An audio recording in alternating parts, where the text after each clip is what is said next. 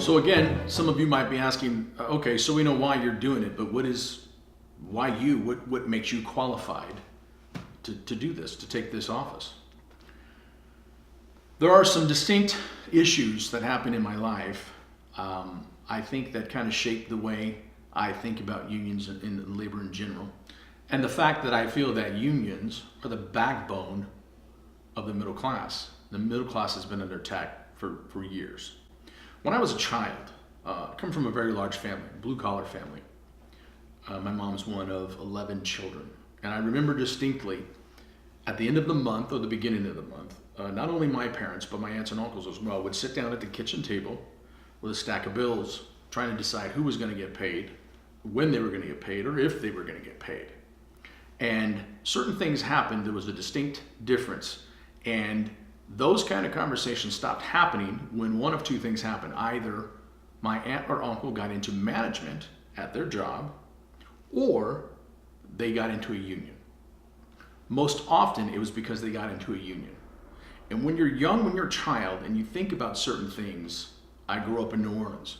So now all of a sudden I have cousins that are getting new shoes every 6 months, or maybe they're going on vacation to Disney World or California or New York. And that leaves an indelible mark on a child, and it affected me. And I knew early on the root cause or the root effect of that was unionism, was a good wage, good health care, a good pension. And the stress level in the homes when that happened went way down. Another issue is I had a business. I was Coyote's first employee. That's a little part of my history. Technically the first employee, helped them build and design their first 4 production trailers. Then I left the company. There was no room for ownership for me, so I left and went out on my own.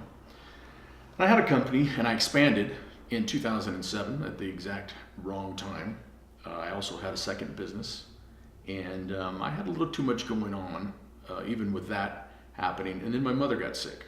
My mother owned her own business, but she also worked for someone in order to have benefits. She got cancer, and over the course of her treatment, 18 months of chemotherapy, she lost her hair, but she lost her job. She lost her life savings. She lost her business. She lost her dignity. She lost everything.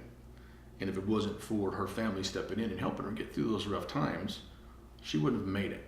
Well, she survived, and she's alive and kicking today. But the point is, I started thinking at that point, what happens to my kids if that happens to me?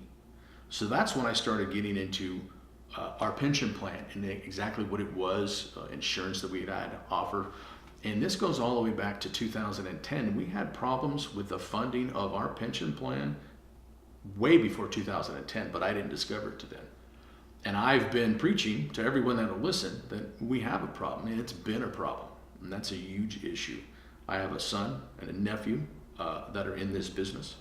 I want to make sure that all the members of our union, all the members of IA have their pension, the pension that they rightly deserve, that they've worked for however many years they're in the business. We need the right health care. What happens if, say in 5 years, that we go to universal health care in this country? Do you know how much money that the AMPTP spends on health care? What happens to that money? What happens to our pension? Are they just going to let it dissolve? Are they going to go defunct? Is the AMPTP even going to exist in 10 years? If they do, it's not going to be in their current form. A lot of questions that need to be answered, and I'll be honest with you, I have zero confidence in the current administration to ask the tough questions and to get the answers that we need to move forward so that we can guarantee ourselves our pension. We can guarantee ourselves the best health care that we can get, along with guaranteeing ourselves the best wages. My name is Derek Hickson, and on behalf of myself and the Clean Slate, I thank you for your time.